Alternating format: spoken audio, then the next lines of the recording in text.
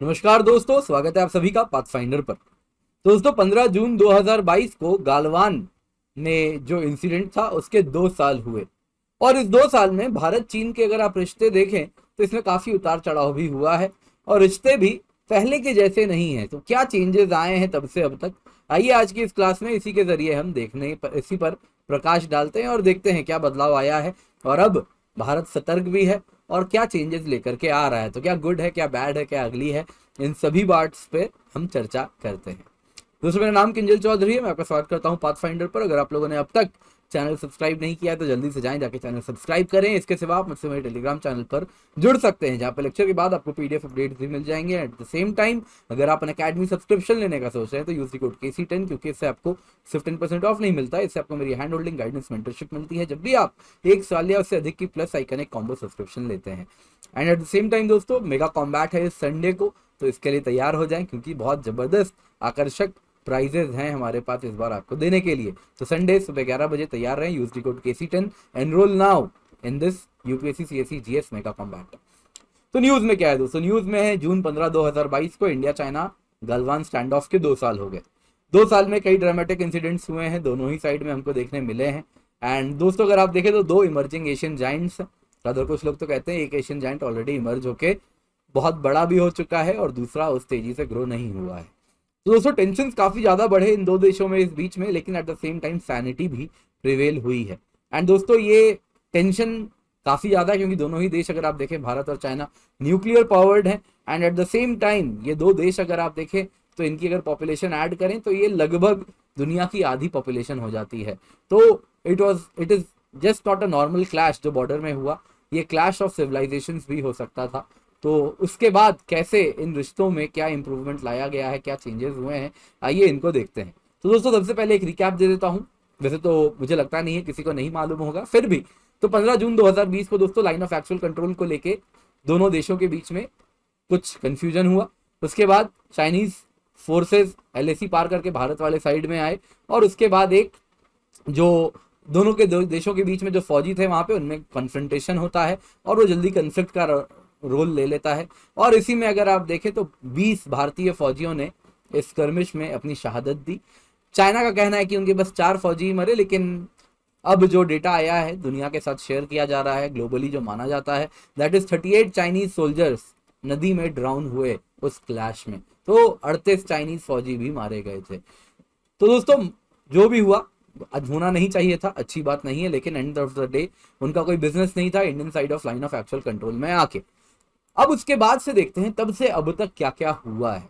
तो दोस्तों अगर आप देखें तो तब से अब तक डिप्लोमेटिक एंड मिलिट्री चैनल्स में काफी ज्यादा टॉक्स हो रहे हैं, कंटिन्यूसली हो रहे हैं। ये टॉक्स अगर आप देखें तो पार्शियल डिसएंगेजमेंट में सक्सेसफुल रहा। एट द सेम टाइम जो टेम्पर्स हाई हुए थे उसको कहीं ना कहीं कम किया गया। लेकिन आज भी अगर आप देखें तो 60,000 फौजी दोनों साइड में आप देखें तो LAC के दोनों तरफ आपको आज भी देखने मिलेंगे।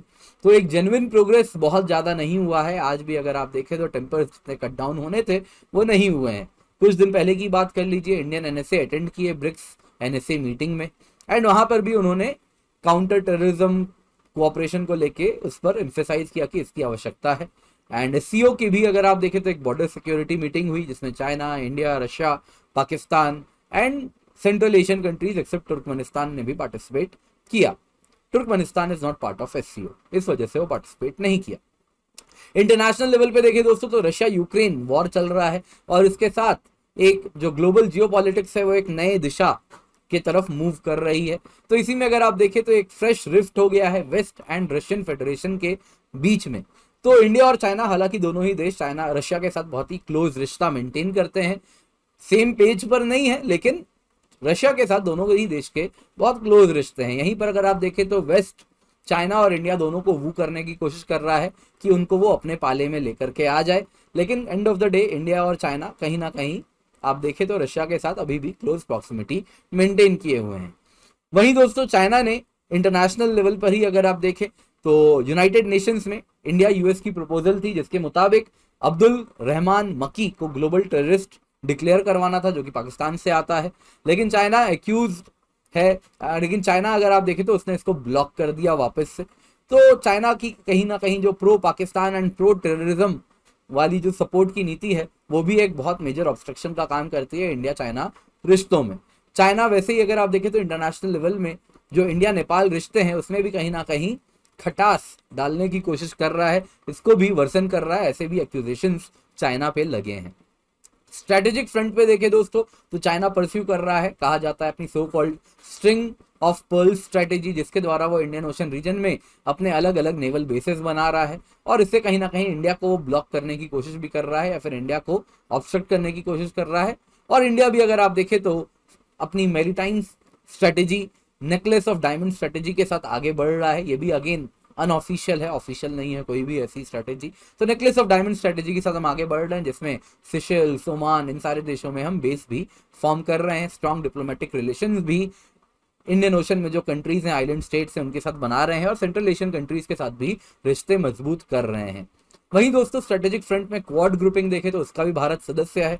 यह एक इनफॉर्मल ग्रुपिंग है जो कि चाइना के इन्फ्लुएंस को काउंटर करने के लिए बनाई गई है, अनऑफिशियली। ऑफिशियली तो ऐसा कहीं भी कहा नहीं जाता है। पर दोस्तों यहाँ पे कुछ लेस नेगेटिव्स भी हैं इंडिया चाइना रिलेशन में, जो कि इंप्रूवमेंट्स भी आप कह सकते हैं। एक है दोस्तों बायलैटरल ट्रेड। आप देखें तो दोनों देश, बायलैटरल ट्रेड दोनों देशों के बीच में इतना ज्यादा है कि इस वजह से भी एक कोलिजन एंड कोर्जन का रास्ता खुल नहीं पाता है, क्योंकि end of the day economic loss बहुत ज्यादा हो जाएगा। एंड इंडिया भी अगर आप देखें तो आप कहते हैं, हम अक्सर कहते हैं कि चाइना के गुड्स को हम बैन क्यों नहीं कर देते। कुछ गुड्स ऐसे होते हैं कि उनको अगर हम बैन कर देंगे तो हमारी जो मैन्युफैक्चरिंग सेक्टर है, सर्विसेज सेक्टर भी फॉर दैट मैटर, वो कॉम्पिटिटिव नहीं रहेगी, क्योंकि चाइना से ही वो चीज़ें मिल रही हैं।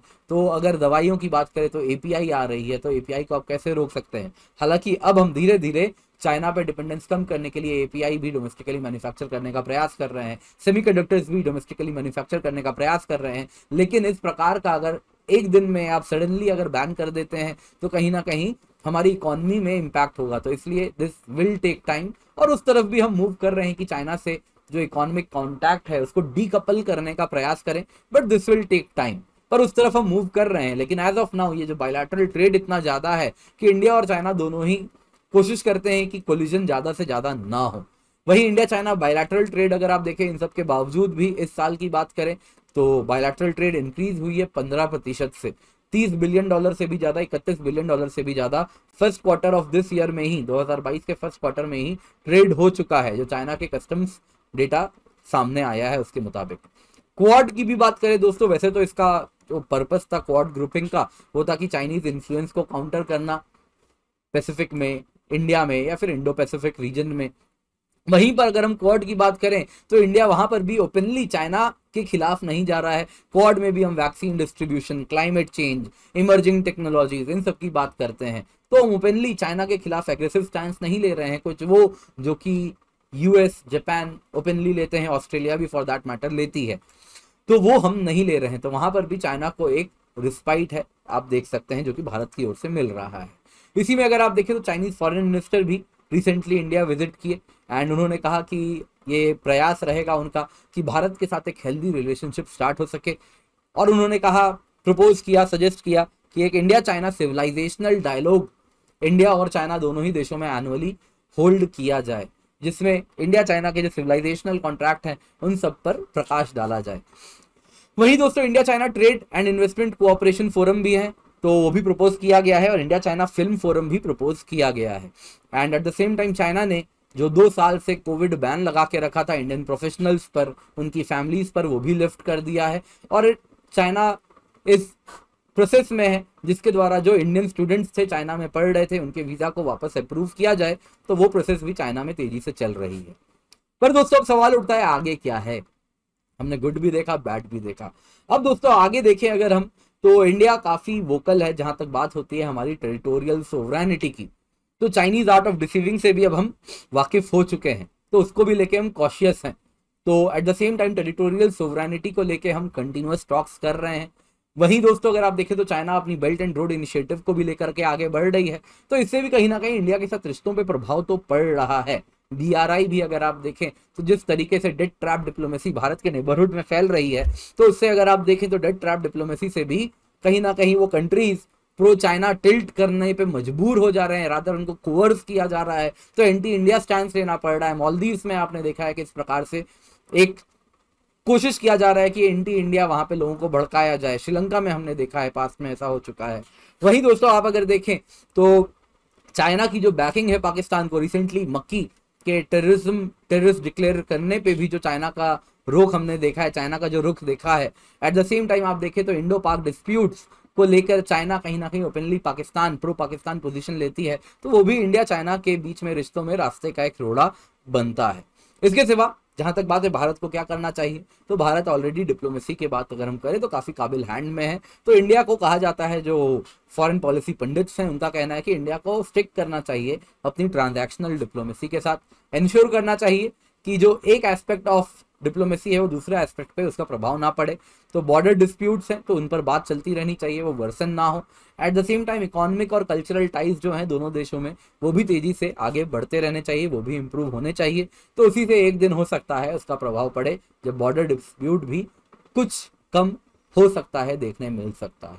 तो यही था दोस्तों 2 साल से जो भी इंडिया चाइना रिश्तों में हमें देखने मिला है पोस्ट गालवान।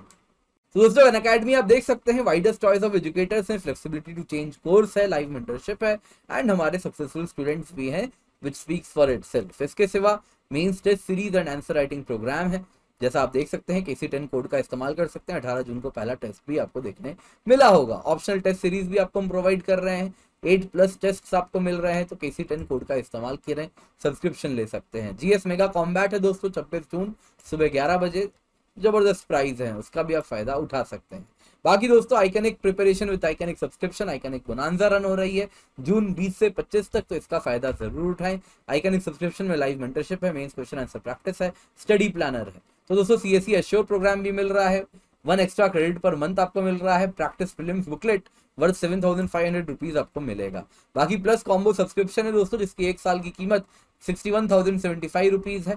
एंड अगर आप प्लस आइकनिक कॉम्बो सब्सक्रिप्शन लेते हैं तो ये आपको अवेलेबल है 78,204 रुपीज में। ये सारी कीमत तब है जब आप KC10 कोड यूज करते हैं। बाकी जो प्लस सब्सक्रिप्शन है इसकी 1 साल की कीमत 51,470 रुपीज है। 1 साल की आइकनिक की कीमत 70,394 रुपए है। 1 साल की ऑप्शनल की कीमत 27,215 रुपए है। On using the code KC10 यानी वो कोड जिससे आपको मेरी hand holding guidance and mentorship भी मिलती है। 0% EMI पे लोन भी अवेलेबल है, फ्री टेस्ट सीरीज भी आपको मिल रहा है, तो यूज द कोड KC10। बाकी स्पेशल क्लास है मेरे डेली 4 PM to 6 PM, जिसमें हम लर्निंग थ्रू मैथ्स कर रहे हैं, तो आप डेली 4 PM to 6 PM जरूर मुझे मिले।